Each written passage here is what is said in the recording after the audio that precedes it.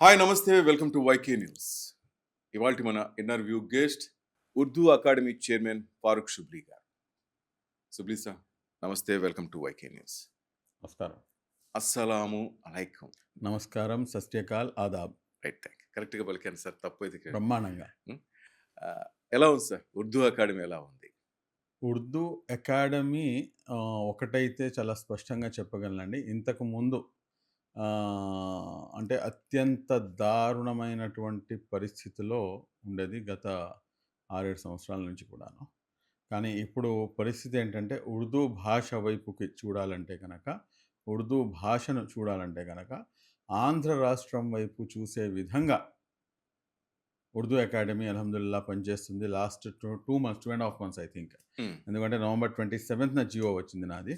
So ఆ రోజు నుంచి తీసుకొని ఈ రోజు వరకు మొత్తం దేశవ్యాప్తంగా ఉర్దూ అకాడమీపై చర్చ జరుగుతుంది. ఇది చర్చ జరగడానికి కారణం అదేదో నేను చేసినటువంటి ఘనకార్యం కాదండి. నేను చేసింది ఏంటంటే జస్ట్ సింపుల్గా మా రాష్ట్ర ముఖ్యమంత్రి వర్యులు, మా ప్రియతమ నాయకులు గౌరవ మాన్యశ్రీ శ్రీ నారా చంద్రబాబు నాయుడు గారు ఉర్దూ భాషకు ఆయన జీవిత కాలంలో చేసినటువంటి ఏదైతే పనులున్నాయో, ఏదైతే ఆయన చేసినటువంటి సేవలు ఉన్నాయో, ఆ సేవలను దేశవ్యాప్తంగా దీన్ని వ్యాప్తి చెందే విధంగా చేసాం అంతే. ఓకే, అంతే తప్పించి మనం సపరేట్గా చేసింది ఏం లేదు. దీంట్లో చాలా స్పష్టంగా చెప్పాలంటే కనుక అసలు ఉర్దూ భాషను రెండో అధికార భాషగా ప్రకటించింది గౌరవ ముఖ్యమంత్రి గారు. ఓకే, ఉర్దూ భాషలో స్పెషల్ డిఎస్సి తీసుకొచ్చింది గౌరవ నారా చంద్రబాబు నాయుడు గారు. అదేవిధంగా రోషనీ స్కీమ్ అని చెప్పేసి ఒక స్కీమ్ ద్వారా ప్రత్యేకంగా ఈ రోజున మనకి ఎన్నైతే ఉర్దూ స్కూల్స్ మనం చూస్తున్నామో ఇవన్నీ కూడాను వచ్చినాయంటే అది కూడాను నారా చంద్రబాబు నాయుడు గారు చదువు.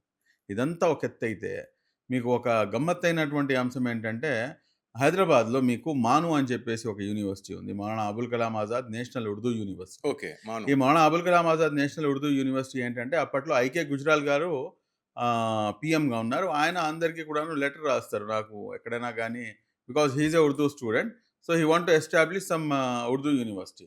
మొత్తం రాష్ట్రంలో ఉన్నటువంటి అన్ని ముఖ్యమంత్రులకు కూడాను ఆయన లేఖ రాస్తే ఎవరు స్పందించారు? ఓకే, ఎవరు స్పందించారు.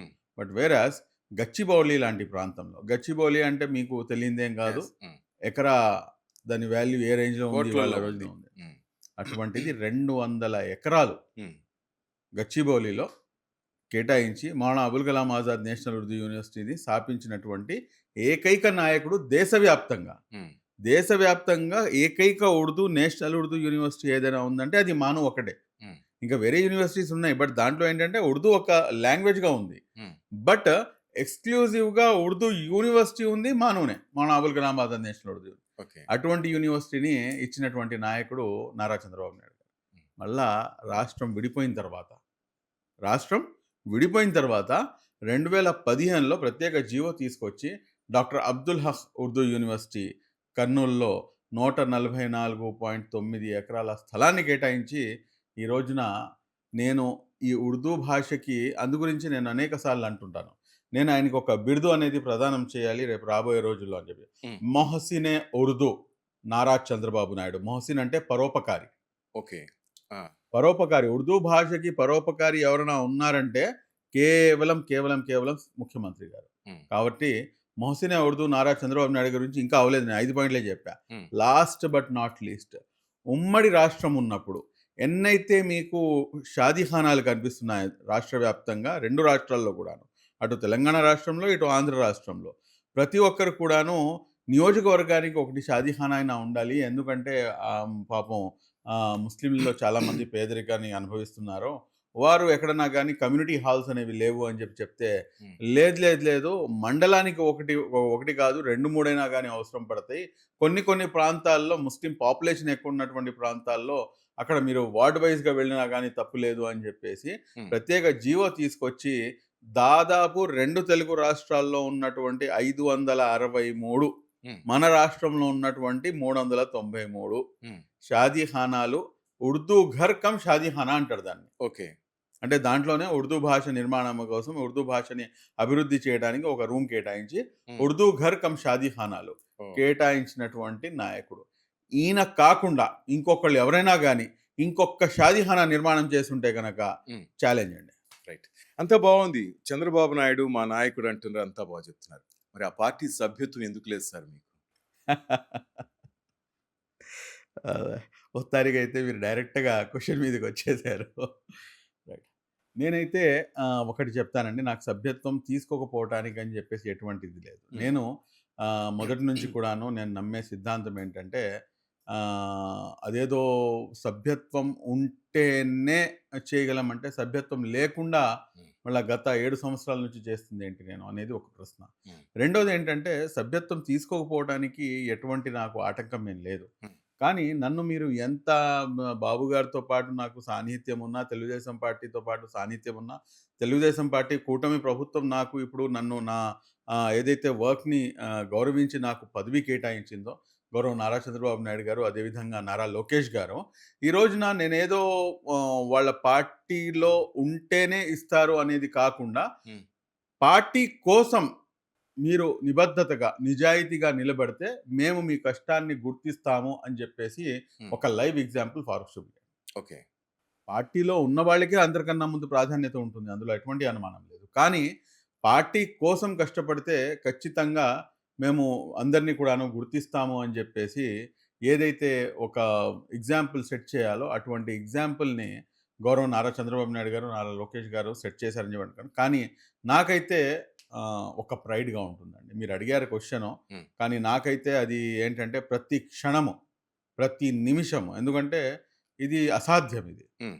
అటువంటి దాన్ని వాళ్ళు పార్టీలో లేకపోయినా గానీ, సభ్యత్వం లేకపోయినా గానీ, నాకు ఒక రాష్ట్రానికి చైర్మన్‌గా నన్ను నియమించారంటే, నాపై ఎంత నమ్మకం ఉండాలండి. హ్మ్. ముఖ్యమంత్రి గారికి గానివ్వండి, లేకపోతే నారా లోకేష్ గారికి కానివ్వండి, లేకపోతే కూటమిలో ఉన్నటువంటి ఇతర నాయకులకు కానీ. ఆ నమ్మకాన్ని కాపాడాలి. హ్మ్. కూటమి ముస్లిం మైనారిటీలకి కాకుండా మొత్తం రాష్ట్రానికి కూడాను ఏం చేస్తుందనేది ప్రజల్లోకి తీసుకెళ్లాలనేటటువంటి తపన నాకు అది 10 రెట్లు ఎక్కువైపోయింది. హ్మ్. ఎందుకంటే నేను మీ పార్టీలో లేకపోయినా గాని నాపై నమ్మకం ఉంచారంటే ఆ నమ్మకాన్ని కాపాడాల్సినటువంటి బాధ్యత నా భుజస్కంధాలపై. యెస్. ఎగ్జాక్ట్‌లీ. నేను ఇప్పుడు పార్టీ సభ్యత్వం తీసుకుంటే తెలుగుదేశం పార్టీ వాడిని అయిపోతాను. ఇవాళకి ఇప్పుడు కాదా? హ్మ్. కానీ నేను ఇప్పుడేంటంటే నేను ఎంత మాట్లాడినా గాని అల్టిమేట్‌గా నేను ఒక ఇండివిడ్యుయల్‌గా నేను ఒక ఆర్గనైజేషన్ ఏదైతే పెట్టుకొని మైనారిటీ హక్కుల పరిరక్షణ సమితి, ఈ ఆర్గనైజేషన్ ద్వారా ప్రశ్నించి హ్మ్. నేను బయటకు వచ్చాను కాబట్టి దానికి ఒక శాంటిటీ అనేది ఉంటుంది. అదేంటంటే ఒక సమాజంలో కేవలం పార్టీ సభ్యులనే కాకుండా పార్టీలో లేనటువంటి వ్యక్తులు కష్టపడినా గాని హ్మ్. మేము వాళ్ళని గుర్తించాము. వాళ్ళ కష్టాన్ని మేము గమనించాము అన్న ఒక సైలెంట్ మెసేజ్‌ని ఈ రోజున సాధించాను. నాకు పదవి కన్నాను నేను పార్టీలో లేకుండా నాకు పదవి ఇచ్చారు చూడండి. అది నాకు పెద్ద పదవి. కానీ ఇది మీకు బాగుంటుంది. బాబు గారికి బావుంటుంది. కానీ మీ వ్యతిరేకులు చాలా మంది కష్టంగా ఉంటుంది గదా! బహుశా అది వాళ్ళ వ్యతిరేకులు అని చెప్పి చెప్పనండి. అది వాళ్ళు వ్యతిరేకించినా గాని అది గోల్డెన్ ఛాన్స్ కొట్టేసాడురా షుబ్లీ బాయ్ అంటారు. అంతేనా? అంటే గోల్డెన్ ఛాన్స్ ఎనకాల అనేకమైనటువంటి త్యాగాలున్నాయండి. అది వాళ్ళకి కనపడదు గదా! వాళ్ళకి అవసరం అంటే లేదు. ఒకటి హ్మ్. వాళ్ళు ఎవరికి కనిపిస్తాయి, ఎవరికి కనిపించవు అనేది నేను ఆ దీంట్లోకి నేను వెళ్ళదలుచుకోలేదండి. హ్మ్. నాకైతే మీరు గోల్డెన్ ఛాన్స్ అంటున్నారు గానీ, నేనైతే దీన్ని ఈ పదవి కన్నాను నాపై ఉంచిన నమ్మకాన్ని నేను అది 100 రెట్లు ఎక్కువ పెద్ద పదవి అనుకుంటున్నాను నేనది. గుడ్. హ్మ్. ఈ ఉర్దూ అకాడమీ చైర్మన్ అనేది నేను పదవిగా నేను భావించను. నాకు ఇది నాకున్నటువంటి శక్తి సామర్థ్యాలను హ్మ్. ఒక చోటికి మీరు కుదించేసినట్టవుతుంది. హ్మ్. బంధించినట్టు. బంధించినట్టవుతుంది తప్పించి, ఇది నాకు ఫ్రీ బర్డ్‌గా నేను ఇంకా ఏం చేయగలననేది హ్మ్. అది నేను గత 7 సంవత్సరాల నుంచి నేను చూపిస్తున్నాను. నేను చేసి అనేక సార్లు నన్ను నేను గుడ్. నిరూపించుకున్నాను. కాబట్టి రాబోయే రోజుల్లో నేను ఎక్కువ కాలం నేను ఉండాలని చెప్పేసి కూడా నాకు ఆశ లేదు. అది కూడా చెప్పేస్తున్నా. ఓహ్! వ్యతిరేకులు మీకు మీ మీ మీకు తట్టింది, మీకు తోచింది మీరు చేసుకోండి. హ్మ్. ఎందుకంటే నేను నమ్మిన సిద్ధాంతం ఒకటే కష్టపడటం. నాకు పిచ్చి అండి. నాకు రాజకీయాలన్నా, నేను అనుకున్నది సాధించాలన్నా గాని అది పిచ్చి నాకు. హ్మ్. ఆ పిచ్చి ఉన్నప్పుడు ఆటోమేటిక్‌గా యూ విల్ అచీవ్ దట్. హ్మ్. లేదు మీ దగ్గర ఆ పిచ్చి ఉందా? పోటీ పడదాం రండి ఎథికల్‌గా. అనెథికల్ ప్రాక్టీస్ చేస్తూ, నిందలు వేస్తూ, లేకపోతే క్యారెక్టర్ అసాసినేట్ చేస్తే కనక, అది మీ దగ్గర సమాధానం ఎప్పుడైతే గనక ఉండదో, అప్పుడు మీరు అవతల వ్యక్తిని మీరు క్యారెక్టర్ అసాసినేట్ చేయడం కోసమో, లేకపోతే పర్సనల్ అటాక్స్‌కి దిగటమో, లేకపోతే అనుచితమైనటువంటి వ్యాఖ్యలు, లేకపోతే పరుష పదజాలం ఉపయోగించడమో చేస్తారు. అది ఇంతవరకు అది ఆగితే బాగుంటుంది. కానీ అటాక్స్ కూడా జరిగాయి కదా షుబ్లీ గారి మీద. ఎందుకు లేదండి బ్రహ్మాండంగా, బ్రహ్మాండంగా. మరి భయం వేయటం లేదా? అంటే ఒకటి సార్ ఇక్కడ మనం ఒకటి గమనించాల్సిందేంటంటే, మనం ఒక్కసారి ముందుకు అడుగేసేసాం ఇంకా. హ్మ్. అయిపోయింది. హ్మ్. ఇంకా నేను ఆ గట్టునుంటావా, ఈ గట్టునొస్తావా అంతే సంగతులు. హ్మ్. నేను ఆ గట్టునుంటానని చెప్పి నేను డిసైడ్ అయిపోయా. హ్మ్. ఇప్పుడు ఈ మధ్యలో ఇప్పుడు మీరు చెప్పినట్టుగా అటాకో, లేకపోతే కేసులో, లేకపోతే ఇంకోటేదో, లేకపోతే నిందలేయటమో, ఇంకోటో సంథింగ్ బ్లా బ్లా బ్లా. హ్మ్. నేను నమ్మేది సిద్ధాంతం ఒకటే. "వతఇజ్జు మంతషా వతజిల్లు మంతషా" అంటే ఆ ఇజ్జత్ ఇవ్వాలన్నా ఆ భగవంతుడే ఇవ్వాలి. ఓకే. నన్ను రోడ్డు మీదకి లాగేయాలన్నా ఆ భగవంతుడే చేయాలి. నేను చేసేటటువంటి పని నిష్ఠతో, మనస్ఫూర్తిగా చేసుకుంటూ వెళ్ళిపోవడమే నా యొక్క కర్తవ్యం. నంబర్ 1. హ్మ్. నంబర్ 2 నేను ఏది ఇవ్వాలన్నా గాని ఇవ్వాల్సినటువంటి వాడు ఆ భగవంతుడు. హ్మ్. నన్ను ఉంచాలన్నా, నన్ను చంపాలన్నా ప్రతీది కూడాను అతని దైవాధీనంలో ఉంది అనేది నా యొక్క నమ్మకం. సచ్చేది ఒకసారే. హ్మ్. పదే పదే చచ్చేదేం లేదు. పదే పదే ప్రాణం పోయేదేం గాదు. పదే పదే జైలుకెళ్ళేదేం లేదు. మళ్ళీ అలాంటప్పుడు ఎవరికండి భయపడేది? ఆ! భయముంది. ఎంత భయముందంటే, నేను ఎక్కడ తప్పు చేస్తానో రేపటి రోజున ఆ భగవంతుడికి నేను సమాధానం ఏవని చెప్పి ఇవ్వాలా ఓకే. అన్న భయముంది. ఆ భయం ఉంది మీకు. ఆ భయముంది తప్పించి, ఈ ప్రాపంచిక భయమైతే రైట్. నాకు ఏ కోసానా లేదు. ఒకప్పుడు ఇదే షుబ్లీ గారు వైసీపీలో ఒక వెలుగు వెలిగారు. ఏంటి జగన్ దగ్గర లేనిదేంది చంద్రబాబు దగ్గర మీకు దక్కిందేంటి? ఎందుకు ఇక్కడికొచ్చారు? జెండా మార్చారు? నేను వైసీపీలో వెలుగు వెలిగారని చెప్పేసి మీకు ఎవరు చెప్పారండి? హ్మ్. పోనీ ఎక్కడైనా గాని ఏమన్నా ఇదుంటే గనక మీరు చూపించగలరు. హ్మ్. చూడండి, హ్మ్. నేను ఒక సామాజిక కార్యకర్తని. హ్మ్. సోషల్ యాక్టివిస్ట్‌ని. హ్మ్. సో, సోషల్ యాక్టివిస్ట్‌గా ఉన్నప్పుడు ఏంటంటే 2017, 2018 వరకు కూడాను నేను గౌరవ ముఖ్యమంత్రి గారు ఇప్పుడున్నటువంటి మన నారా చంద్రబాబు నాయుడు గారికే అనేక సార్లు ప్రశ్నించేవాడిని. హ్మ్. అనేక విషయాల్లో ఆయనతో ప్రశ్నించేవాడిని. అనేక సార్లు ఆయనతో పోరాటం చేసి మళ్ళా ఆయన దగ్గరికే వెళ్లి కూర్చునేవాడిని. హ్మ్. అంటే ఒక ఏదైతే మన ప్రజాస్వామ్య స్ఫూర్తి ఉందో, ఆ ప్రజాస్వామ్య స్ఫూర్తికి నిదర్శనంగా నిలిచాడాయన. హ్మ్. పోరాటం చేయడం, మళ్ళా ఆయన దగ్గరికి వెళ్ళడం. ఈ రకంగా కూడా. నువ్వే చేస్తావు, మళ్ళా నువ్వే వస్తావేంటంటే, మీ దగ్గర కాకపోతే ఇంకెవరి దగ్గర రావాలి మరి సార్ ఆ అని వెనక చెప్పేసి అడిగేవాడిని. వైసీపీ వాళ్ళు ఉన్నారనుకోరా ఎవరు కూడా? అహా! అది తీసి పక్కన పెట్టండి. నేను నా స్టార్టింగ్ కెరియర్ చెప్తున్నాను నేను మీకు. హ్మ్.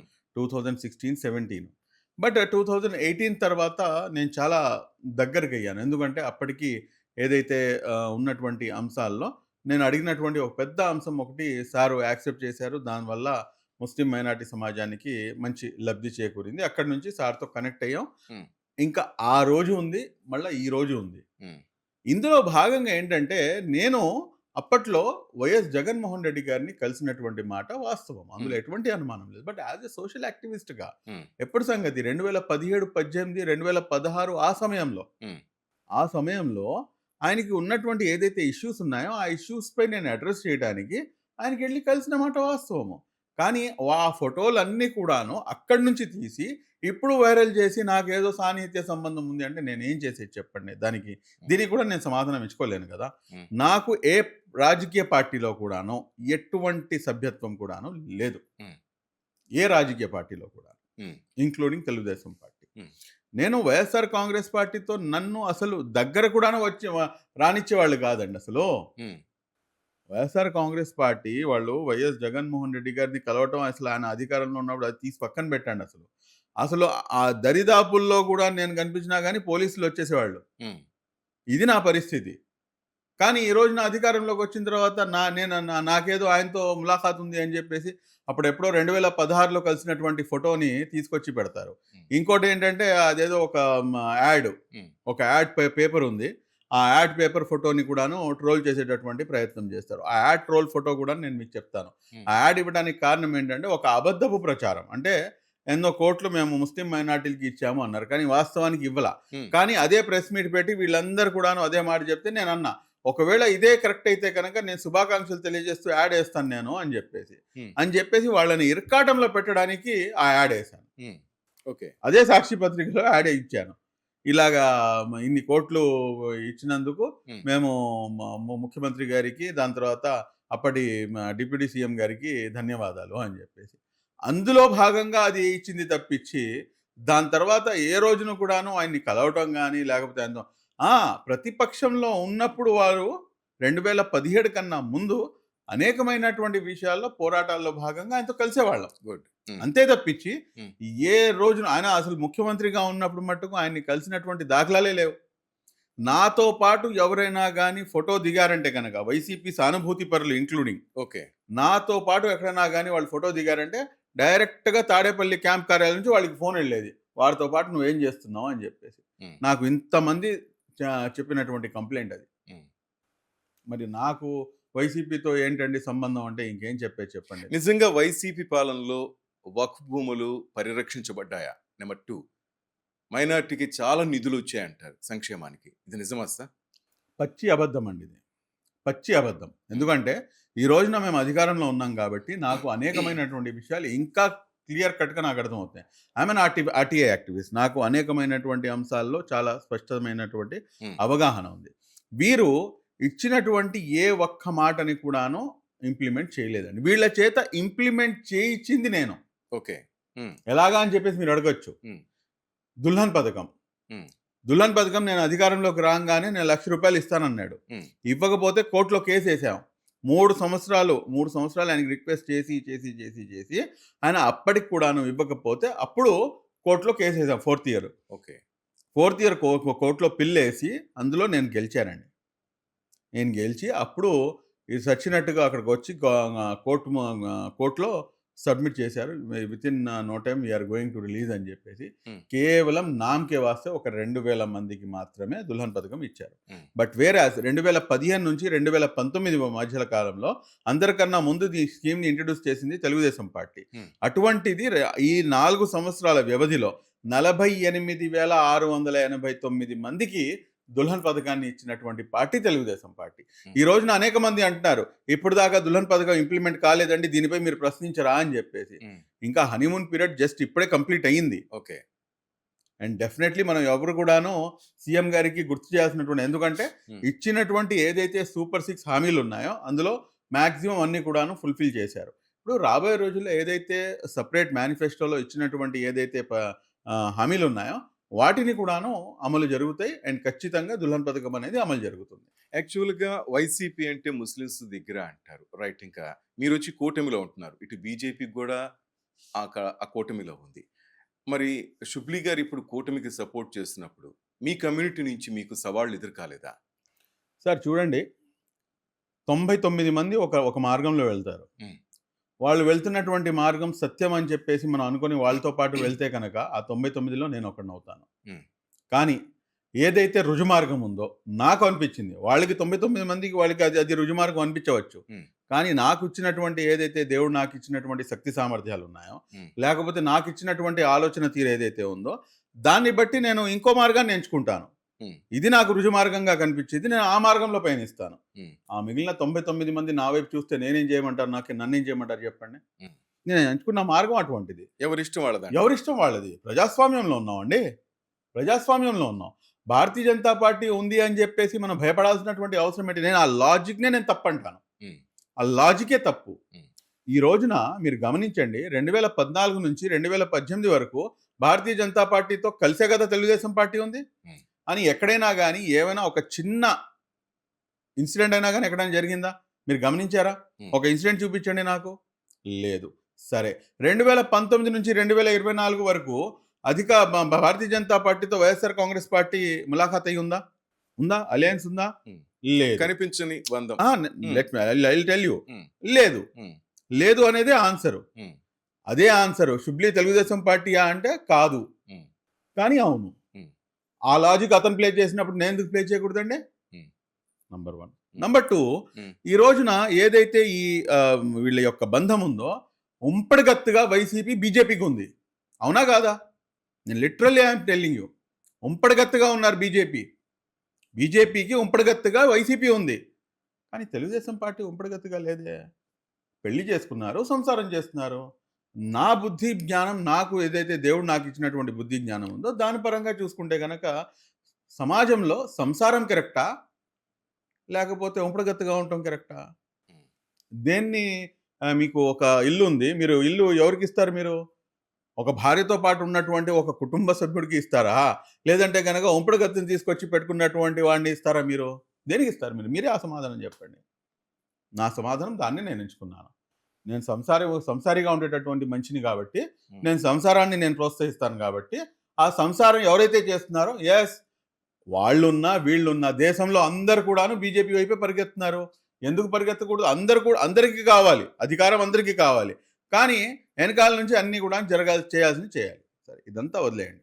ఈ రోజున మీరు 2 ఎగ్జాంపుల్స్ చెప్తాను నేను మీకు. అంటే బీజేపీ, వైసీపీ, బీజేపీ, టీడీపీ ఈ రెండిటికి ఉన్న డిఫరెన్స్ మీకు చెప్తాను. ఎంత దుర్మార్గం అంటే కోవాబన్ అంశం జరిగింది. హ్మ్. ఎందుకని చెప్పేసి వైసీపీ దీనిపై రియాక్ట్ కాలేదంటారు? రియాక్ట్ కావాలా వద్దా? బీజేపీ కూడా రియాక్ట్ కాలేదు కదా? బీజేపీ సంగతి తీసి పక్కన పెట్టండి సార్. హ్మ్. బీజేపీ సంగతి తీసి పక్కన పెట్టండి. సార్ బీజేపీ నాకు ఇక్కడ నేను దాని గురించి నేను పర్టిక్యులర్‌గా మాట్లాడాల్సినటువంటి అంశం కాదు. హ్మ్. నేను మీకు ఒక ప్రత్యేకమైనటువంటి ఒక అంశం వైపు నేను మీకు తీసుకెళ్తాను. రైట్. ఓకే. నాకు పర్టిక్యులర్‌గా నాకు పర్సనల్‌గా నాకున్నటువంటి అనుబంధంలో నేను వాళ్ళ దృష్టికి తీసుకెళ్ళాను. వాళ్ళతో కూడాను మాట్లాడాను. హ్మ్. ఎందుకంటే కూటమిలో ఉన్నాం కాబట్టి ఆ ధర్మం నాది. యెస్. ఇప్పుడు కలిసున్నప్పుడు అన్న ఇది ఇలా ఉంది, ఇది ఇలా ఉంది అని చెప్పేసి నేను చెప్పాల్సినటువంటి బాధ్యత నాదుంది. హ్మ్. ఆ మినిమమ్ మోరల్ రెస్పాన్సిబిలిటీ అనుకుంటాను నేను. సరే అది తీసి పక్కన పెట్టండి. ఈ కోవాబన్ అంశంలో ఎందుకని చెప్పేసి వైఎస్ఆర్ కాంగ్రెస్ పార్టీ ఎందుకని చెప్పి స్పందించలేదు? ఎందుకని అనుకుంటున్నారు? వాళ్ళ లడ్డూ విషయంలో బాగా బిజీ అయిపోయారు. లడ్డు విషయంలో బిజీ కాదండి. హ్మ్. ఇక్కడ వెరీ సింపుల్ లాజిక్. హ్మ్. అధికారంలో ఉన్నప్పుడు కూడాను వైసీపీ ఏం చేసిద్దంటే ముస్లింలకు బూచి చూపించేది.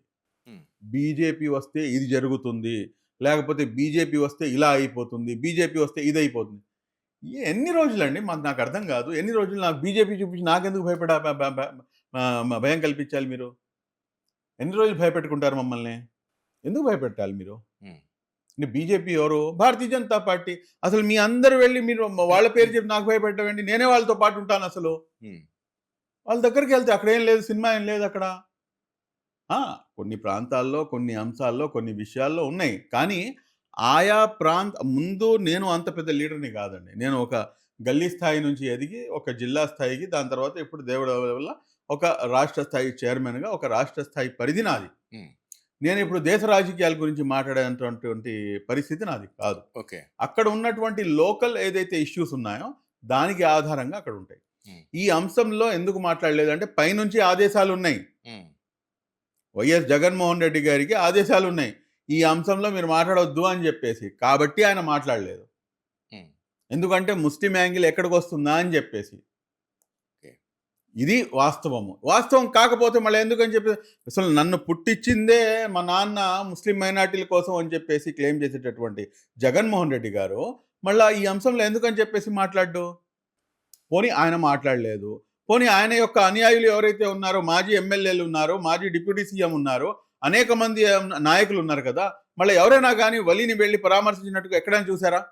ఇంతమంది వెళ్లారు. తెలంగాణ నుంచి, అటు ఔరంగాబాద్ నుంచి, అటు ఢిల్లీ నుంచి, అటు కోల్కతా నుంచి అనేక మంది వచ్చి వలీని కలిసినటువంటి దాఖలాలున్నాయి. మళ్ళా మీరేం చేశారు? మీరెందుకు కలవలేదు? దీనికి సమాధానం ఏంటి? ఇది స్పష్టంగా అర్థం చేసుకోవాల్సినటువంటి అంశం. కాబట్టి వీరి యొక్క పరిస్థితి ఏంటంటే తేనె పూసి కత్తికి వెనకాల నుంచి వెన్నుపోటు పడిచేటటువంటి ప్రయత్నం. హ్మ్. ఇదొక్కటే కాదు, ఇంకా అనేకమైనటువంటి అంశాలు ఉన్నాయి. నేను స్పష్టమైనటువంటి వైఖరి. యెస్ బీజేపీతో పాటు ఉన్నాము. మీకేమైనా ఇబ్బంది జరిగిందా? ముస్లిం సమాజానికి ఏమైనా ఇబ్బంది జరుగుతుందా? ఈ రోజున వలీకి ఇంత పెద్ద ఇష్యూ వస్తే ఈ ఇష్యూని మొత్తం దేశంలో కూడాను ఒక ఎగ్జాంపుల్‌గా అయిపోయింది. మన తెలుగు స్టేట్స్‌లో ఇటువంటి కల్చర్ లేదు అని చెప్పేసి చెప్పినటువంటి నాయకుడు ఎవడండి? హ్మ్. నారా లోకేష్ గారు. ఎన్నికల కన్నా ముందు ఆయన చెప్పాడు, మేము ముస్లిం మైనారిటీని మా గుండెల్లో పెట్టుకొని చూసుకుంటాము అని. మేము ఎన్నికల కన్నా ముందు మేము చెప్పాం. నేను మైనారిటీ హక్కుల పరిరక్షణ సమితిది మనం ఒక మీటింగ్ పెట్టుకొని మేము ఆ మీటింగ్‌లో ఏంటంటే డిక్లేర్ చేశాం మనం. హ్మ్. ఎటువంటి ఇబ్బంది లేదు. బీజేపీతో కలిసినా కూడా గానీ ముస్లిం సమాజానికి ఆవగింజంత ఇబ్బంది కూడాను తెలుగుదేశం పార్టీ రానివ్వదు అని చెప్పేసి డంకాపదంగా చెప్పినటువంటి వ్యక్తిని నేను. గుడ్. మరి ఆ మాటకి తుచా తప్పకుండా ఈ రోజున వీళ్ళు అమలు చేస్తే దాన్ని నేను క్లెయిమ్ చేయాలా వద్దా? దిస్ ఈజ్ వాట్ హ్యాపెండ్ నా. రైట్. వలీ అంశంలో ఇంత బాహాటంగా అటు నాగబాబు గారు ఇటు లోకేష్ బాబు గారు బయటకు వచ్చి మేమున్నాము, ఇది మా సంస్కృతి కాదు, నేను నీ దగ్గరకు వచ్చి నీ కోవా బన్ని నేను టేస్ట్ చేస్తాను అని చెప్పేసి అతనిలో ఒక కాన్ఫిడెన్స్ నింపిన హిందూ సోదరులు కాదా? మళ్ళా ఎక్కడ నీ ఆత్మగౌరవం దెబ్బతింటుంది? మళ్ళీ ఎక్కడ నీకు బీజేపీతో పాటు కలిసి ఉంటే నీ మీద ఎటువంటి అటాకులు జరుగుతున్నాయి? లేదు కదా. మరి అలాంటప్పుడు ఈ సార్ మనం భూతద్దంలో చూస్తే కనుక ప్రతీది కూడా ఇప్పుడు మంచిలో కూడాను చెడును తీయవచ్చు, ఎస్ సార్. కానీ మీ యొక్క మనస్తత్వం మీ యొక్క మెంటాలిటీపై ఆధారపడి ఉంటుంది. ఇప్పుడు చెప్పేవాళ్ళు అనేకమైనటువంటి అంశాలు చెప్తారు, కానీ ఈ అంశంలో ఈ రోజున ప్రింట్, ద ప్రింట్, దాని తర్వాత హన్స్ ఇండియా, దాని తర్వాత ఇండియన్ ఎక్స్ప్రెస్, దాని తర్వాత హిందూ, పెద్ద పెద్ద ఆర్టికల్స్ అన్నిటిలో కూడాను south India is still at communal harmony level అని చెప్పేసి చాలా స్పష్టమైనటువంటి ఆర్టికల్స్. ఇది బికాస్ ఆఫ్ హూమ్ అండి? This happened because of whom? This is because of absolutely our Hindu brothers. And next this credit goes to our Nara Lokesh garu, Paritala Sriram గారు, మన నాగబాబు గారు, మన కొల్లు రవీంద్ర గారు. వీరు ముందుకు వచ్చి నుంచున్నారు. Yes we're with you, Wali don't fear, yes I'm here అని చెప్పేసి స్పష్టమైనటువంటి వైఖరి తీసుకున్నటువంటి నాయకత్వం ఇది. ఇటువంటి స్పష్టమైనటువంటి వైఖరి నువ్వు ఎందుకు తీసుకోలేదు? వైసీపీలో లేదంటారు అది? లేదు, అబ్సల్యూట్లీ నాట్. మీకు మొత్తం కూడాను పైన కనిపించేదేనండి. మీకు పైన అసలు అంత ఎందుకు సార్? మీ కనీసం మాజీ డిప్యూటీ సీఎం గారు ఏ రోజు కూడాను వైఎస్ జగన్మోహన్ రెడ్డి గారి దగ్గరికి వెళ్ళి కళ్ళల్లో కళ్ళు వేసి సార్ ఇది చేయాలి, ఇది చేస్తే బాగుంటుంది అని చెప్పినటువంటి దాఖలాలు ఏమైనా ఉంటే కనుక ఛాలెంజ్ అండి, ఓపెన్ ఛాలెంజ్. ఏంటి అంజద్ బాషా గారికి అంత భయమా? అంజద్ బాషా గారికే కాదు, అంజద్ బాషా గారు అయితే డిప్యూటీ సీఎం, ఇంకా ఎవరు వెళ్తారు? అంతెందుకు, మీకు దీనికి ఒక ఎగ్జాంపుల్ చెప్తాను. మన ఇస్తమాలు జరుగుతూ ఉంటాయి, ఏది మన పెద్ద పెద్ద ఇస్తమాలు జరుగుతుంటాయి. 2018లో ఐ థింక్ కర్నూలులో జరిగింది అతిపెద్ద ఇస్తమా. అంటే ఇది కూడాను చిన్న కాంట్రవర్సీ చేసే ప్రయత్నం చేస్తారు కొంతమంది. ఇప్పుడు ఒక చోట ఒక 5 నుంచి 10 లక్షల మంది ఒక సమూహం గనక వస్తారు, ఒక చోటకి వస్తే కనుక అక్కడ మౌలిక సదుపాయాలు కల్పించాల్సినటువంటి బాధ్యత ఆ ప్రభుత్వానికి ఉంటుంది. మౌలిక సదుపాయాల్లో మీకు law and order, fire, water, రోడ్లు, టాయిలెట్స్, ఇది మినిమం మౌలిక సదుపాయాలు ఇవి. ఇది ప్రభుత్వం యొక్క బాధ్యత అవుతుంది. మీరు భోజనం పెట్టమని చెప్పాం, లేకపోతే అక్కడికి వచ్చినటువంటి వాళ్ళకి త్రూ అండ్ ఫోర్ ఛార్జెస్ ఇవ్వండి, లేకపోతే బస్సులు కేటాయించని చెప్పాం, ఇదంతా మేము చూసుకుంటాం. కానీ ఒక చోట ఇంతమంది గుమిగూడినప్పుడు ఆ మౌలిక సదుపాయాలకి ప్రభుత్వం కేటాయించారు. అందులో భాగంగా 2018లో కర్నూలులో దాదాపు 11 కోట్ల రూపాయలు ఖర్చు పెట్టి ప్రభుత్వము అక్కడ మౌలిక సదుపాయాలు కేటాయిస్తే అక్కడ వచ్చినటువంటి గ్యాదరింగ్ 3 days 22 lakh అండి గ్యాదరింగ్. ఏదైనా రాజకీయ పార్టీ దాంట్లో మీరు వినుంటారా? 22 లక్షల గ్యాదరింగ్, దట్టు 3 days. 3 days అక్కడ ఉంచాలంటే ఏం జరుగుతుంది ఒకసారి ఆలోచించి చూడండి. అటువంటిది అంత పెద్ద ప్రోగ్రాము దానికి ప్రభుత్వం కేటాయింది. దాని తర్వాత ప్రభుత్వం మారిపోయింది, అయిపోయింది. ఈ 2019 నుంచి తీసుకుని 2024 వైసీపీ వాళ్ళు ఉన్నారు. దాని గురించి నేను తర్వాత వస్తాను. మళ్ళీ అధికారంలోకి వచ్చిన తర్వాత గుంటూరులో జరిగింది, మన నంబూరులో జరిగింది. నంబూరులో జరిగినటువంటి దానికి ఆర్థిక సహాయం అందించారు. అదేవిధంగా మీకు ఇక్కడ మన ఆత్మకూరులో జరిగింది, ఆత్మకూరులో దానికి ఇచ్చారు. దాని తర్వాత మొన్న కడపలో జరిగిన దానికి కూడాను పూర్తి సహాయ సహకారాలు అందించారు. ఇది హౌ ఇట్ ఈస్ పాసిబుల్ అండి? నిజంగా బీజేపీతో పాటు కలిసి ఉంటే కనుక బీజేపీ ఒక ఈ రకంగా చేస్తుంది అని చెప్పేసి ఏదైతే ఒక బ్యాడ్ ప్రాపగండా దీనిపై సృష్టించేటటువంటి, ఇక్కడ నేను రాష్ట్రం వరకు మాట్లాడుతాను. Okay sir. ఇంకా కొన్ని ప్రాంతాల్లో నాకు కూడా దానిపై ఉన్నటువంటి నా పర్సనల్ ఒపీనియన్స్ వేరే విధంగా మారిపోతాయి.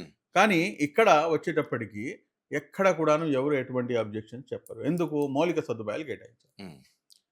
మళ్ళా నువ్వు ముస్లిం మైనార్టీలవే అని చెప్పేసి, ముస్లిం మైనార్టీకే మళ్ళా చెప్తున్నాను నేను మీకు, ముస్లిం మైనార్టీల కోసమే మా నాన్న నన్ను పుట్టించాడు అని చెప్పేసి, అసలు నేను ఉన్నదే ముస్లిం మైనార్టీల కోసం అని చెప్పేసి క్లెయిమ్ చేసుకునేటటువంటి వైఎస్ జగన్మోహన్ రెడ్డి గారు ఏ ఇస్తమాకు మీరు ఒక్క నయా పైసా కేటాయించారో నాకు చూపించండి. Challenge, open challenge. ఇవన్నీ ఏంటంటేనండి నగ్న సత్యాలు ఇవి.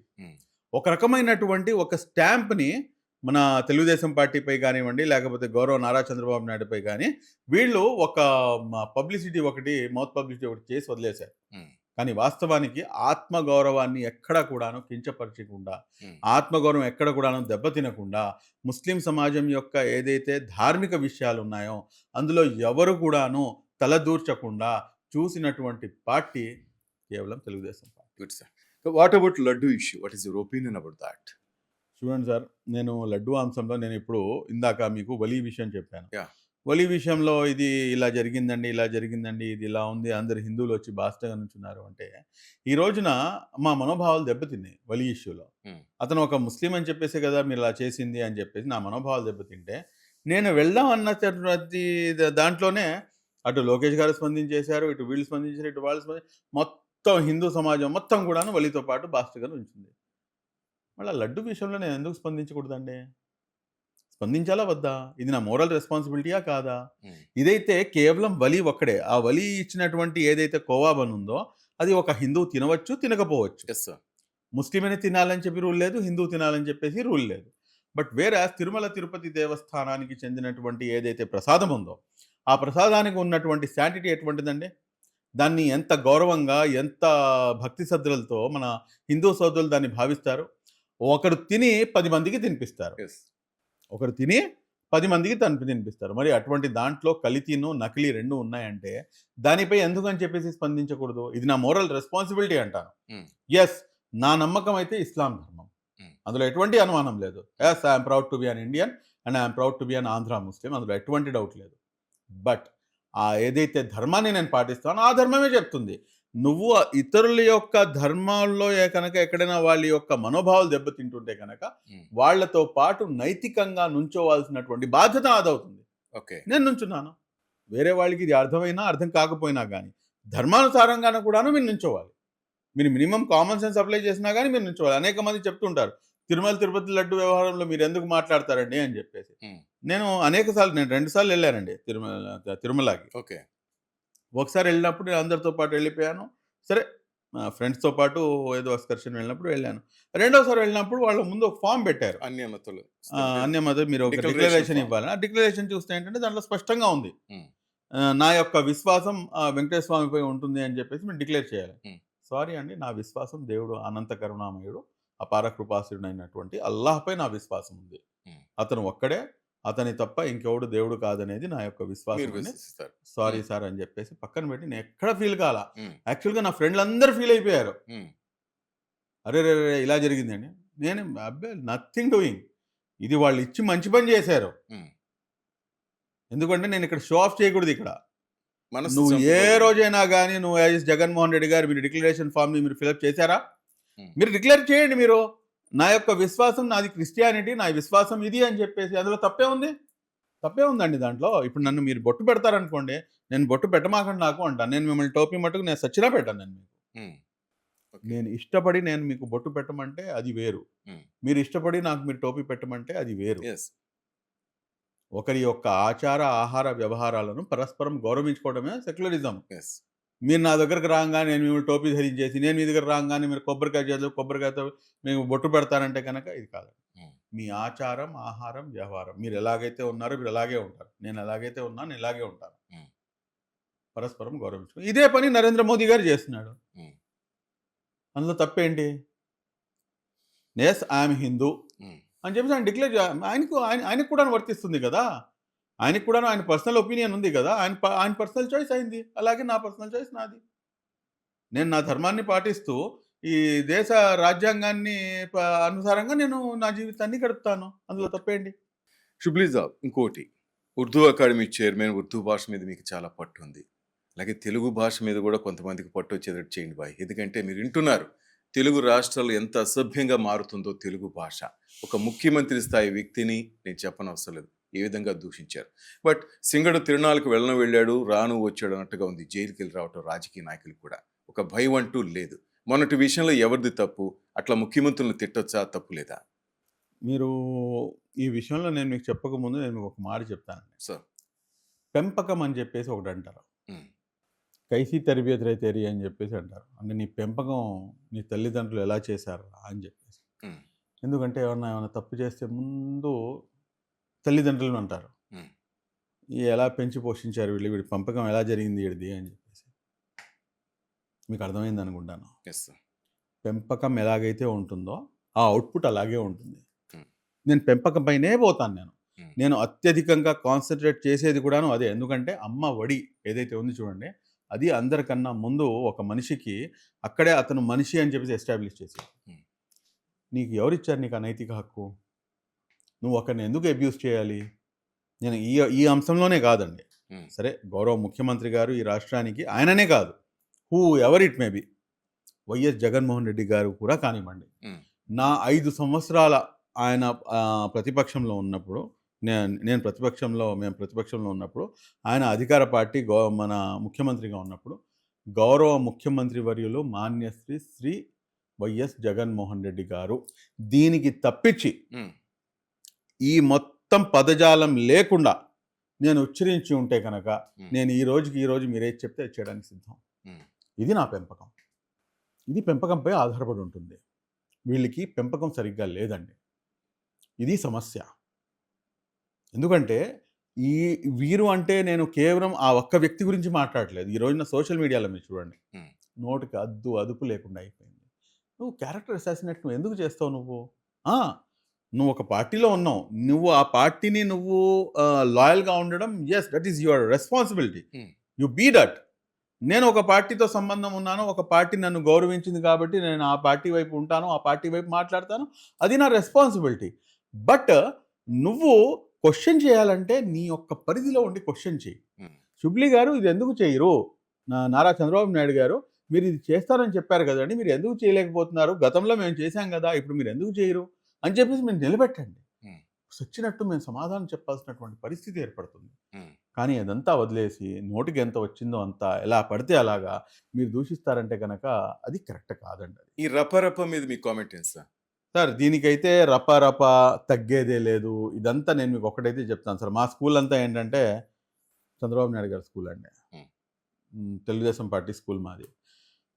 నేను బేసిక్గా నమ్మే సిద్ధాంతం ఒకటేనండి. ఒక సినిమా ఒకటి వచ్చింది, అది పుష్ప, తగ్గేదే లేదు అని. నేను అంటాను, నువ్వు తగ్గకపోతే నువ్వు మనిషి ఎలా అవుతావురా? నువ్వు తగ్గని వాడు మనిషి ఎలా అవుతాడు? తగ్గడమే కదా.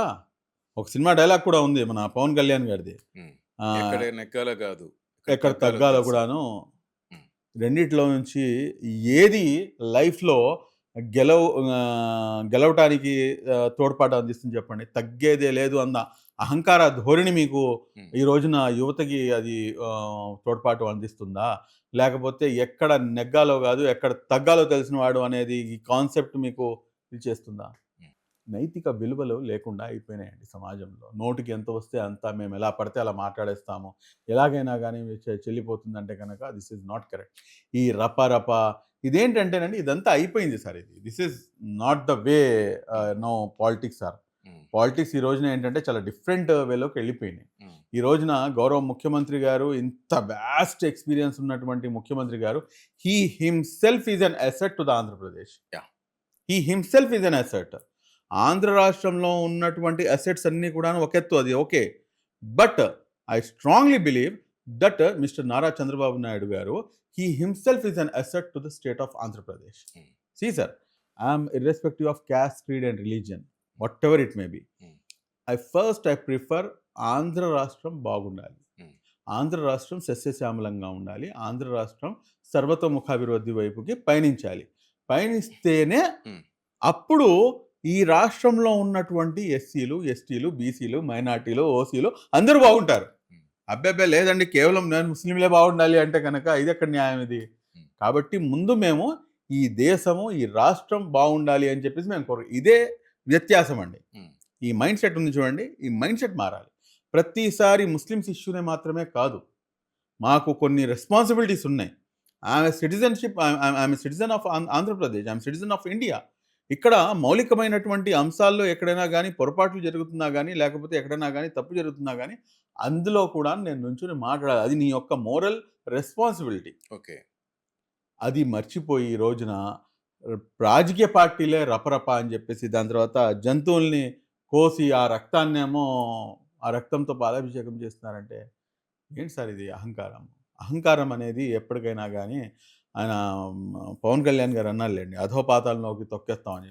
ఆయన తొక్కాల్సిన అవసరం లేదు. ఉమ్, ఎందుకంటే ఇంకో మాట కూడా నాకు గుర్తుకొచ్చింది వీళ్ళ యొక్క అహంకారం చూస్తుంటే. ప్రశాంత్ కిషోర్ ఎన్నికల కన్నా ముందు ఒక కామెంట్ చేస్తాడు ఆయన. Mister Jaganmohan Reddy he himself thinking that he is an provider అని చెప్పేసి ఇలా ఇన్వర్టెడ్ కామర్స్ పెట్టి చెప్తాడు. Provider. Sir, who is provider?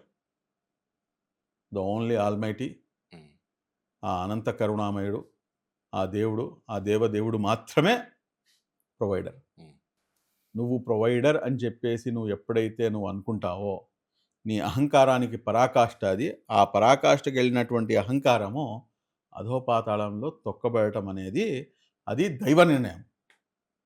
అందులో ఎటువంటి అనుమానం లేదు. మీరు మతాలను అడ్డం పెట్టుకొని, కులాలను అడ్డం పెట్టుకొని చేసినటువంటి రాజకీయం మీరు. ఉమ్, ఎందుకు నేను మతాలు, కులాలు అన్న ప్రస్తావన తీసుకొస్తున్నానంటే, భగవద్గీతతో నేను పోలుస్తాను, ఖురాన్‌తో పోలుస్తాను, బైబిల్‌తో పోలుస్తాను నా మేనిఫెస్టోని. నీ మేనిఫెస్టోని నువ్వు వీటితో పోలుస్తావా? ఈ దివ్య గ్రంథాలతో? నీ మేనిఫెస్టో బతికెంత? నువ్వెంత? నువ్వు ఆఫ్టర్ ఆల్ ఈ దివ్య గ్రంథాల ముందు నువ్వు ఆఫ్టర్ ఆల్ నువ్వు కాలి గోటికి కూడా సరిపోవు వైఎస్ జగన్మోహన్ రెడ్డి నువ్వు. అటువంటిది నువ్వు దివ్య గ్రంథాలతో పోలుస్తావా? ఏ రకంగా పోలుస్తావు నువ్వు? దివ్య ఖురాన్‌తో పోలుస్తావా? లేకపోతే నువ్వు బైబిల్‌తో పోలుస్తావా? లేదంటే గనక భగవద్గీతతో పోలుస్తావా? ఎలా ఎలా ఎలా చెప్పగలవు నువ్వు? అటువంటి దిగజారిపోయినటువంటి వ్యక్తికి ఈ తిరుపతి లడ్డు వ్యవహారంలో ఆ లడ్డు ఇంత అపవిత్రం చేశావా అన్న ఆ ఇంగిత జ్ఞానం, he has to submit his apology. అది వదిలేసి నువ్వు ఈ రోజున ఇయన్నీ కూడా మాట్లాడుతున్నావంటే దిస్ ఈజ్ నాట్ కరెక్ట్. మీకు చాలా కేసులు ఉన్నట్టున్నాయి ఇంతకు ముందు. 2019 కన్నా ముందు నాకు పోలీస్ స్టేషన్ అంటే తెలియదండి. ఉమ్, పోలీస్ స్టేషన్ ఎలా ఉండేది, పోలీసులు అంటే ఎవరు అనేది కూడా నాకు తెలియదు. ఉమ్, 2017 తర్వాత నుంచి ఏంటంటే కొంచెం ఇంటెలిజెన్స్ వాళ్ళు, లేకపోతే ఈ పోలీస్ వాళ్ళు, మీరు అక్కడికి వెళ్ళకూడదు, ఇక్కడ రాకూడదు, ఇది ఎందుకు మీరు ఓవర్గా రియాక్ట్ అవుతున్నారు, ఇటువంటి ఉండేవి. బట్ 2019 వరకు ఏ రోజు కూడాను పోలీస్ స్టేషన్కి పిలిపించడం కానీ, లేకపోతే ఉమ్, రమ్మని చెప్పడం కానీ తెలియదు. కానీ 2019 తర్వాత మట్టుకు మా గౌరవ మాజీ ముఖ్యమంత్రి వర్యులు మాన్యశ్రీ శ్రీ వైఎస్ జగన్మోహన్ రెడ్డి గారి మట్టుకు ఆయన చలవ వల్ల శ్రీకృష్ణ జన్మస్థానంలోకి షుబ్లీబాయిని పంపించారు. మరి ఇప్పుడు కూడా ఇదే విధంగా మాట్లాడుతున్నారు. ఆ రపారప బ్యాచ్ లో 10 మందిలో హిట్ లిస్ట్ లో మీరు కూడా ఉన్నట్టున్నారు. నేనైతే ఒకటి నమ్ముతాను సార్. ఉమ్, నా పేరు ఫారూక్ అండి. ఉమ్, ఫారూక్ మీనింగ్ నేను మీకు చెప్తాను. Please sir. దాని తర్వాత మీకు అర్థమవుతుంది ఎందుకు నేను ఇలా మాట్లాడుతున్నాను. A person who differentiate between good and bad. Okay. That is the meaning of Farooq. Farooq garu. And that to my name is Shibli. Um, Shibli is cheetah's kid. Um, cheetah కిడ్ని Hmm. షిబ్లీ అంటారు. Um, so and ultimately Mohammad, prophet Mohammad గారి పేరు. ఏంటి sir, ఏంటి పీకుతారు? నేను కూడాను అదే లెవెల్లో వచ్చి మాట్లాడితే రాబోయేది వైసీపీ గవర్నమెంటే అంటున్నారు. రపరపాలు చూపిస్తాం మా తడాక సార్, అంటున్నారు. మీరు 5 సంవత్సరాలు మీ యొక్క నరకాన్ని, సరే మేము ఎలా భరించామో ఏంటో అనేది తీసి పక్కన పెట్టండి. ఈ ఈ రాష్ట్ర ప్రజలు ఇంతకుముందు నాకు గుర్తున్నంత వరకు ఆల్మోస్ట్ వాట్సాప్, ఫేస్ టైం, ఉమ్, ఇది తప్పించి వేరే కాల్స్ లేవు. ఎప్పుడైతే జూన్ 4, 2024 ఎన్నికలు రిజల్ట్ వచ్చిందో ఆ రోజు నా బర్త్డే కూడాను. ఓకే. ఆ రోజు ఒక రకమైనటువంటి స్వేచ్ఛ, ఉమ్, ఒక రకమైనటువంటి స్వాతంత్రం, ఉమ్, డైరెక్ట్ కాల్స్. నేను ఆ రోజు తర్వాత నుంచి ఈ రోజు వరకు నాకు ఒకటి ఐఫోన్ ఉంటుంది, ఒకటి నా దగ్గర ఒకటి ఆండ్రాయిడ్ ఫోన్ ఉంటుంది. ఓకే. ఐఫోన్ అసలు తీసుకుందే వీళ్ళ కోసం, ఎందుకంటే ఫేస్ టైం కాల్ మాట్లాడదామని. లేకపోతే ప్రతి ఒక్కడ కాళ్ళపై మీరు ఎవరు మాట్లాడుతున్నారు. నేను ఒక చిన్న ప్రోగ్రామ్ ప్లాన్ చేస్తుంటే నెక్స్ట్ సెకండ్ ఫోన్ కాల్స్ వచ్చేసేవి, లేకపోతే పోలీసులు ప్రత్యక్షం అయిపోయేవాళ్ళు, లేకపోతే కేసులు పెట్టేసేవాళ్ళు. ఏంటండి ఇది? ఈ రోజున అలా ఉందా మీకు? ఈ రోజున అదే పని కనుక ఈ రోజున మా గౌరవ ముఖ్యమంత్రి గారు చేస్తే కనుక మీరు ఇలా ఉండగలరా? కానీ మీ అతి మంచితనమే మీకు చెడవుతుందేమో గమనించట్లేదు. సార్ ఒకటండి, మీరు ఎంత అతి మంచితనం మీకు చెడవుతున్నా కానీ ఒకటైతే నేను చెప్తాను, అల్టిమేట్లీ ప్రజాస్వామ్య స్ఫూర్తి అనేది ఒకటి ఉంటుంది సార్. కానీ ఆ ప్రజలే బటన్ నొక్కేవాళ్ళే కావాలి, డబ్బులే కావాలి, ఉచితాలే బాగున్నాయి అంటున్నారు. దానికి రెండు వైపులా కూడా మార్పు రావాలండి. ఉమ్, నేనైతే, ఎందుకంటే మీరు బాగా లోతుకి వెళ్తున్నారు, ఉమ్, ఆ లోతుకి వెళ్తే కనుక అదే ఒక 2 అవర్స్ డిస్కస్ చేసేటటువంటి టాపిక్ అది. ఉమ్, బట్ నేను ఒకటి సింపుల్గా నేను మీకు చెప్తాను, ప్లీజ్ సార్. ఈ యొక్క మార్పు రెండు వైపులు రావాలి. ఉమ్, రాజకీయ పార్టీల్లో కూడా రావాలి, ప్రజల్లో ప్రజల్లో కూడాను రావాలి. ఉమ్. అటు రాజకీయ పార్టీల్లోకి ఆ మార్పు రాకుండా, నేను రాజకీయ పార్టీలు అంటున్నాను, నేను ఒక పర్టికులర్ పార్టీ పేరు తీసుకోవట్లేదు. ఓకే. రాజకీయ పార్టీల్లో ఆ మార్పు రాకుండా ఇటువైపు మీరు ప్రజల్లోకి మీరు మార్పు ఎక్స్పెక్ట్ చేస్తారంటే కనుక అది కరెక్ట్ కాదు. షుబ్లీ గారు బాగా మాటకారి, బాగా కమర్షియల్ అంటుంటారు సార్. తప్పులేదండి, ఉమ్. తప్పులేదు. చూడండి, ఒక్కొక్కరికి ఇప్పుడు నా మీద మీరు ఒపీనియన్ ఫామ్ చేశారు, ఉమ్. లేకపోతే మీకు ఒక వ్యక్తి ఒపీనియన్ ఫామ్. నేనేమంటానంటే, నాపై ఒపీనియన్ ఫామ్ చేయటానికి మీకు 2 అర్హతలు ఉండాలి. ఉమ్. అప్పుడు మీరు ఆ అర్హత సంపాదిస్తారు నాపై ఒపీనియన్ ఫామ్ చేయడానికి. అదేంటంటే, ఒకటి మీరు నాతో పాటు ట్రావెల్ అయినా చేసి ఉండాలి. ఎస్. ఫర్ ఎగ్జాంపుల్, ఒక 24 అవర్స్ మీరు నాతో పాటు ట్రావెల్ చేస్తే, what is Farooq Shibli, what is his nature, వీడు ఎటువంటి వాడు, వీడు ఏ రకంగా ఉంటాడు, వీడి క్యారెక్టర్ ఏంటి అనేది జస్టిఫై చేసేటటువంటి రైటు, మోరల్ రైట్ మీకు వస్తుంది. దాని తర్వాత ఎస్, ఐ అడ్మిట్. దాని తర్వాత రెండోది ఏంటంటే, నాతో పాటు ఏమైనా లావాదేవీ చేసి ఉండాలి. ఎస్. లావాదేవీ in the sense any transaction, financial transaction or any different transaction, what ever it may be, ఏదైనా ట్రాన్సాక్షన్ చేసి ఉండాలి. ఈ 2 కూడాను చేయకుండా మీరు నాపై ఒపీనియన్ ఫామ్ చేస్తారంటే, నేను ఆ ఒపీనియన్ని నేను సింపుల్గా ఇలా నల్ అండ్ వైట్ చేసి వదిలేస్తాను. ఎందుకంటే you don't have right to form an opinion without travelling with me and without doing any kind of transaction with మీ.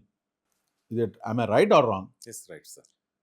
ప్రజలు ఏంటంటేనండి, వాళ్ళ యొక్క ఒపీనియన్స్ అనేకమైనటువంటి అంశాలు వాళ్ళు ఫామ్ చేసుకుంటుంటారు. ఒకటి అంగూర్ ఖట్టే హే అంటారు. ఒక చిన్న నక్క ఒక ద్రాక్ష పళ్ళ దీంట్లోకి వెళ్ళిద్ది, ఎగిరిద్ది ఎగిరిద్ది ఎగిరిద్ది, బాగా పండిపోయినటువంటి ద్రాక్ష పళ్ళు తగులుతుంటే నోరు లాలాజంతో ఊరుతూ ఉంటుంది, ఎగిరిద్ది ఎగిరిద్ది ఎగిరి దొరకవు. ఎప్పుడైతే దొరకవు, బయటకు వస్తూ బాగా పుల్లగా ఉన్న కాయలు అబ్బాయి, ఎందుకంటే తన యొక్క సాటిస్ఫాక్షన్. అందరినీ ద్రాక్ష పుల్ల, అంగూర్ ఖట్టే హే అంటారు. ఇదే పరిస్థితి. నన్ను అందుకునే ప్రయత్నం అనేక మంది చేస్తారు, లేకపోతే నన్ను కిందకి లాగే ప్రయత్నం అనేక మంది చూస్తారు. కానీ నేను ఎప్పుడైతే వాళ్ళకి అందనో, లేకపోతే చిక్కనో, లేకపోతే మాటకారలోనో, ఇంకా something what ever it may be, వెళ్తూ ఒక కామెంట్ చేయాలి. బాగా అహంకారి, మాటకారి, బాగా కమర్షియల్, అతని దగ్గరికి వెళ్తే ఇది చెప్తాడు, ఇది అంతా సర్వసాధారణం అండి. వీటన్నిటికి కూడా ఎప్పుడో దాటేసాం. మీరు ఇంకేం ఫామ్ చేస్తారో ఫామ్ చేసుకోండి. I'm least bothered about it. I'm ultimately bothered that what I have to answer to my almighty. Good. I'm not answerable to you. Almighty. నేను ఆన్సరబుల్ టు ఆల్మైటీ. నేను చంద్రబాబు నాయుడు గారికి కూడాను ఆన్సరబుల్ని కాదు, లేకపోతే నా పెళ్ళానికి కూడా కాదు, నా పిల్లలకి కూడా కాదు. నేను సమాధానం ఇవ్వాల్సింది నా దేవుడికి. అది నా యొక్క కాన్షియస్తో నేను పనిచేస్తాను. కాబట్టి నువ్వేం ఫామ్ చేసుకుంటావో నీ ఇష్టం. అది మీరు చెప్తుంది కరెక్టే. చాలా మందికి కూడా తెలియదు. P4 తరఫున మీరు కొంతమంది పిల్లల్ని కూడా దత్తత తీసుకున్నారని తెలుస్తుంది సార్. What about that? దీంట్లో చాలా మందికి ఉండదు. లేదు, యాక్చువల్గా ఏంటంటే కొన్ని అంశాలు, నేను రాజకీయాల్లో ఉన్నాను సార్, నేను మరీ అంత ఇదేం కాదు. నాకు తెలుసు నా గురించి, నేను చేసే ప్రతి పని కూడా నేను సోషల్ మీడియాలో పెడతాను. కానీ కొన్ని నాకును నా భగవంతుడి మధ్యలో కొన్ని ఉంటాయి. ఎందుకంటే అది అల్టిమేట్గా నాకు పనికొచ్చేవి అవే. ఎందుకంటే ఇదంతా షో మెడాలు చేసి ఇదంతా ఎలా కూడాను నేకీకర్ దర్యా మెడాల్ అన్నట్టుగా, నేకీకర్ వాట్సాప్ మెడాల్ అన్నట్టు పరిస్థితి తయారైపోయింది ఈ రోజుల్లో. కాబట్టి అవన్నీ కూడాను రాజకీయాల్లో ఉన్నాం కాబట్టి ఆ షో ఆఫ్ అనేది సర్వసాధారణం అయిపోయింది. బట్ కొన్ని అంశాలు నాకు నా దేవుడి మధ్యలోనే ఉంటాయి. కానీ ఈ మధ్యలో ఏంటంటే అది P4 అనేది కాన్సెప్ట్ యాక్చువల్గా నాకు బాగా నచ్చినటువంటి కాన్సెప్ట్ అండి. P4 కాన్సెప్ట్ నాకు నచ్చడానికి కారణం ఏంటంటే, అంటే ఉన్నవాడిని లేనివాడు దగ్గరకు చేసి అతను దత్తత తీసుకొని అతన్ని సొసైటీలోకి ఎస్టాబ్లిష్ చేయాలి అనేది P4 concept, if I'm not wrong. అంటే నేను ఒక సింపుల్గా చెప్పేశాను. ఇదే కాన్సెప్ట్ ధర్మం నేర్పిస్తుందండి. అందు గురించి నాకు బాగా కనెక్ట్ అయింది. అంటే మీరు అనొచ్చు, అదేంటంటే మీరు మాట్లాడితే ధర్మం. ఎస్, ఒక మనిషిలో దైవభీతి లేకపోతే కనుక మీరు ఏవైనా చేసుకోండి. ఈ రోజున మోరల్ వాల్యూస్ కోసం అని చెప్పేసి మోరల్ లెక్చర్స్ ఇవ్వండి రండి అని చెప్పేసి ప్రాధేయపడుతున్నారు. ఎందుకు సమాజంలో మోరల్ వాల్యూస్ అనేది అంతరించిపోతున్నాయి. అటువంటిది ఈ రోజున ఏదైతే ఈ మోరల్ వాల్యూస్ ఉన్నాయి చూడండి, అదే చాలా ఇంపార్టెంట్. ఆ P4లో ఆ ధార్మికత్వం ఉంది. అదేంటి? అది ఉన్నవాడు లేని వాడిని చూసుకోవాలి. అదే జకాత్. గుడ్. జకాత్ యొక్క కాన్సెప్ట్ ఏంటంటే, ఫర్ ఎగ్జాంపుల్ నా దగ్గర ఒక ₹1,00,00,000 ఉన్నాయి. అంటే 7.5 తులాల బంగారం దాటిన తర్వాత, అదేవిధంగా 22.5 తులాల వెండి దాటిన తర్వాత ఎంతైతే మీ దగ్గర సొమ్ము ఉంటుందో దానిపై 2.5% you have to pay tax Yes, sir. To almighty. ఆ ట్యాక్స్ టు ఆల్మైటీ అంటే అది ఏదో దేవుడి హుండీలో వేయడం కాదండి. Mm. అది దగ్గర ఉన్నటువంటి ఎవరైతే బంధువులు, రిలేటివ్స్, దాంట్లో మొత్తం 8 స్టేజెస్ ఉన్నాయి. అంటే 8 డిఫరెంట్ కేటగిరీస్ ఉన్నాయి. దాంట్లోంచి ఒక కేటగిరీలో నాన్ ముస్లిమ్స్ కూడాను వస్తారు. Mm. ఇందులో ఈ అమౌంట్ ఏంటంటే ఎలా ఇవ్వాలంటే, ఫర్ ఎగ్జాంపుల్ ₹1,00,00,000 అండి. ₹1,00,00,000కి జకాత్ తీస్తే 2.5 లక్షలు అవుతుంది, 2.5%. Mm. ఈ 2.5%కి నువ్వు ₹100 చొప్పున నువ్వు చీరలు తెప్పించేసి, లేకపోతే నువ్వు లుంగీలు తెప్పించేసి, లేకపోతే బట్టలు తెప్పించేసి వేల మందికి జనాలందరినీ కూడా అవును. లైన్‌లో పెట్టి నేను పెద్ద Crowd ఇది అని చెప్పేసి క్రౌడ్ చూపించి నేను జనాల్లోకి నువ్వు దీనికోసం కాదండి. Mm. ఈ అమౌంట్‌లో నుంచి ఇద్దరికి చెయ్యి, లేకపోతే ఒక్కడికే చెయ్యి. కానీ నెక్స్ట్ ఇయర్‌కి వాడు జకాత్ ఇచ్చే స్థాయిలోకి అతను వచ్చేయాలి. సూపర్. ఇది కాన్సెప్ట్. గుడ్. ఇది కాన్సెప్ట్. అంటే పేదరిక నిర్మూలన. అదే కదండి మన బాబు గారు చెప్తుంది. P4 పేదరిక నిర్మూలన, సమాజాన్ని అందరినీ కూడాను ఉన్నవాడు లేనివాడిని దత్తత తీసుకోవాలి. కాబట్టి ఇందులో భాగంగా ఏంటంటే, నేను అంత పెద్దగా ఏంటంటే నేను ఇచ్చేయలేను. బట్ ఎడ్యుకేషన్ పరంగా నాకు కొంతమంది నా దగ్గరకు వస్తుంటారు. అందులో భాగంగా ఒక 5గురిని నేను దత్తత తీసుకొని వాళ్ళని చదివిస్తున్నాను.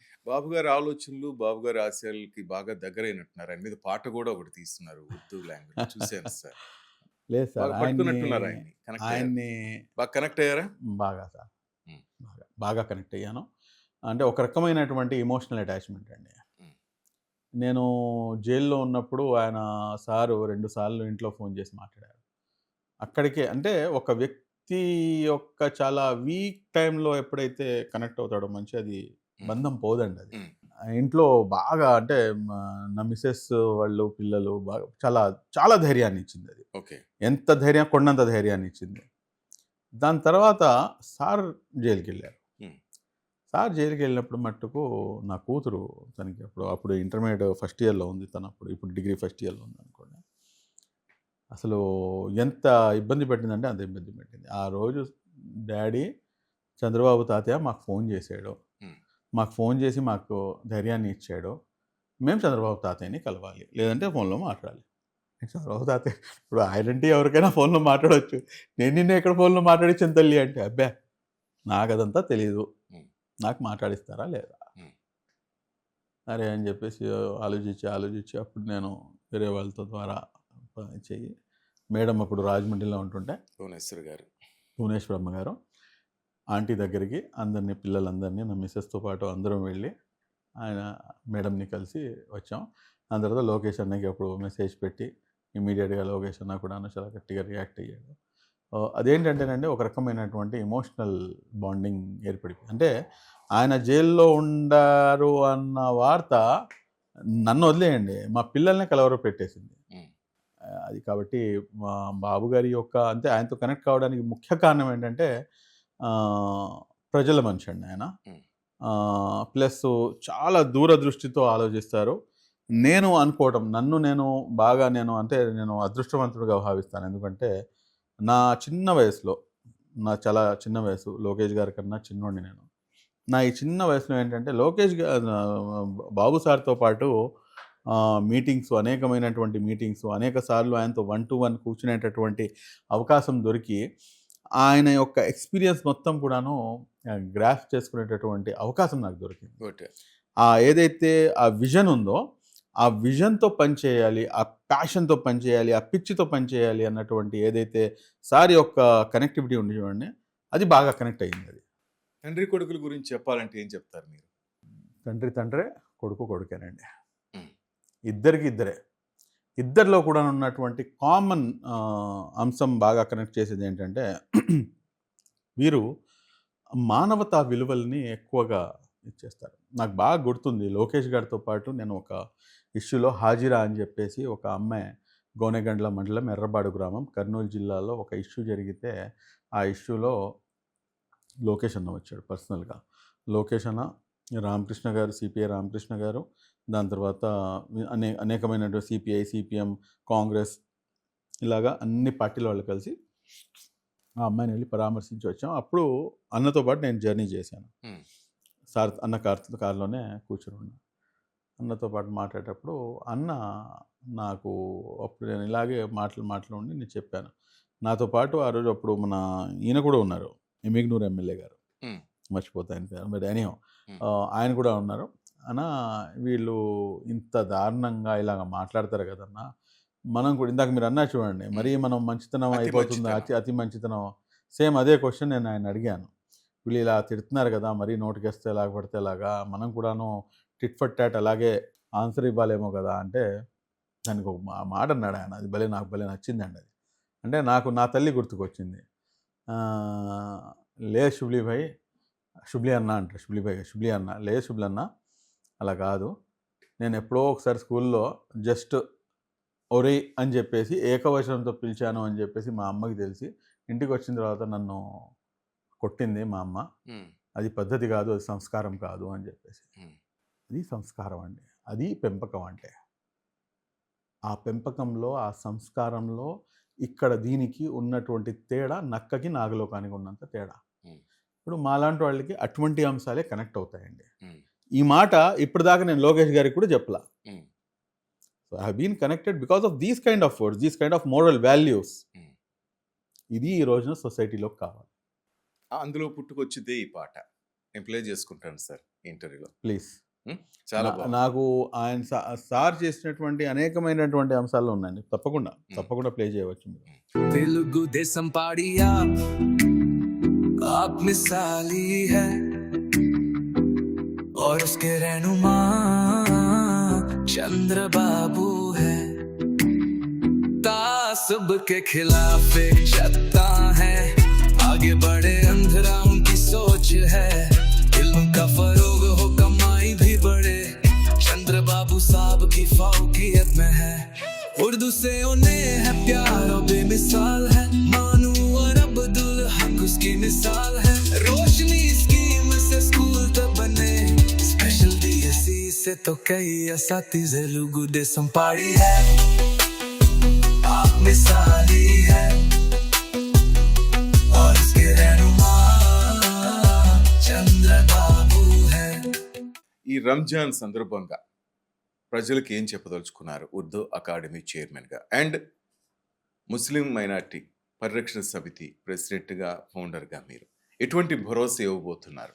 రంజాన్ మాసం అనేది చాలా ప్రత్యేకమైనటువంటి మాసం అండి. ఈ మాసంలో ఏంటంటే ఆ దేవుడైనటువంటి అల్లాహ్ సుబ్హానహు తఆలా ఏదైతే దివ్య ఖురాన్ ఉందో, ఆ దివ్య ఖురాన్ని అవతరింపచేసినటువంటి నెల. ఏ రకంగా అయితే మనకి జనవరి, ఫిబ్రవరి, మార్చ్, ఏప్రిల్ నెలలు ఉన్నాయో, అదేవిధంగా రంజాన్ అనేది ఇంగ్లీష్ క్యాలెండర్లో ఒక నెల పేరు. Okay, that is what exactly. So ఇందులో ఖురాన్ అనేది పూర్తిగా అవతరించింది ఈ దీంట్లో. కాబట్టి ఇది అందరికన్నా అతి ప్రాముఖ్యత కలిగినటువంటి నెల, అందులో ఎటువంటి అనుమానం లేదు. ఇందులో ఏదైతే మేము ఉపవాసం ఉంటామో, ఈ ఉపవాసం ఏంటంటే కేవలం, ఇప్పుడు నేను మీతో మాట్లాడుతున్నా, నేను ఉపవాసం ఉన్నాను. నేను ఉపవాసం ఉన్నాను అంటే నేను కేవలం ఆకలిని చంపుకొని అవతల వ్యక్తి యొక్క ఏదైతే పేదల యొక్క ఆకలి దిప్పలు ఉన్నాయో దాన్ని పరిగణించడం ఒక ఎత్తు అయితే కనుక, మీకు రోజా అనేది కేవలం ఫుడ్ రిస్ట్రిక్షన్తో మాత్రమే రోజా ఉండదండి. మీ కంటికి కూడాను రోజా ఉంటుంది. అదేంటండి మీ కంటికి? ఎస్, నువ్వు చెడు చూడకూడదు, నీ నోటికి రోజా ఉంటుంది, నువ్వు అబద్ధం మాట్లాడకూడదు, చెడు మాట్లాడకూడదు, అవతల వ్యక్తిని నువ్వు హర్ట్ చేయకూడదు, నీ చెవులకు కూడాను రోజా ఉంటుంది. అదేంటంటే నువ్వు చెడు వినకూడదు. ఈ చేతులకు కూడాను రోజా ఉంటుంది, నువ్వు చెడు వైపుకి ఒకరిని కొట్టడానికి, నువ్వు ఈ కాళ్ళకు కూడాను రోజా ఉంటుంది, చెడు వైపుకి నువ్వు నడుచుకుని వెళ్ళకూడదు. ఓకే, ఇది అల్టిమేట్గా ఏంటంటే నిన్ను ట్రైనప్ చేయడానికి ఈ 30 రోజులు అనేది ఆ భగవంతుడు నీకు కేటాయించాడు. దీంట్లో నీ యొక్క అందరికన్నా ముందు ప్రాముఖ్యత ఏమిటంటే నువ్వు అవతల వ్యక్తిని గెలుచుకోవాలి. అందరికన్నా పెద్ద సంపన్నుడు ఎవడయ్యా అంటే డబ్బులు గలవాడో లేకపోతే అధికారం ఉన్నవాడు సంపన్నుడు కాదు. ఎవడైతే తన యొక్క చేతల వల్ల, మాటల వల్ల కాదండి, చేతల వల్ల ప్రాక్టికల్గా ఒక వ్యక్తి యొక్క మనస్తత్వాన్ని లేకపోతే అతని యొక్క మనసుని, అతని యొక్క గుండెను నువ్వు గెలుచుకుంటావో అక్కడే మానవత్వం యొక్క పునాది పడుతుంది. గుడ్. ఇది చేయాల్సినటువంటి బాధ్యత మీ అందరిపై ఉంది. కాబట్టి ఈ పవిత్ర రంజాన్ మాసంలో ఎవరైతే కొంతమంది విద్వేషకులు ఉంటారు, లేకపోతే ఇంకో వేరే అంశంతో, కానీ విద్వేషంతోనే సమాధానం ఇస్తే కనుక సమాజం మొత్తం కూడాను కలుషితమైపోతుంది విద్వేషంతో. అటువంటి పరిస్థితి మన రాష్ట్రంలో అయితే లేదు. కానీ స్టిల్ ఇటువంటి అంశం కూడాను ఇక్కడికి వచ్చిందా అన్న ఒక ఆలోచన కూడాను నాకు నిద్రపోనివ్వట్లేదండి. కాబట్టి మనం సొసైటీలో ఎంతైతే అంత ఆ ప్రేమని, ఆప్యాయతల్ని, ఒకరికి ఒకరు ఏదైతే పరస్పరం గౌరవించుకునేటువంటి ఏదైతే సంస్కృతి ఉందో ఆ సంస్కృతిని మనం ముందుకు తీసుకెళ్ళాలి. ఈ దేశం యొక్క గొప్పతనమే భిన్నత్వంలో ఏకత్వం. ఆ భిన్నత్వంలో ఏకత్వం ఉంటేనే ఈ దేశం యొక్క ప్రగతి, ఈ దేశం యొక్క గొప్పతనం, ఈ దేశానికి అన్ని దేశాలతో మీరు కంపేర్ చేసుకుంటే ఆ డిఫరెన్షియేటర్ కూడా అదే. కాబట్టి దీన్ని కాపాడాల్సినటువంటి బాధ్యత మంది.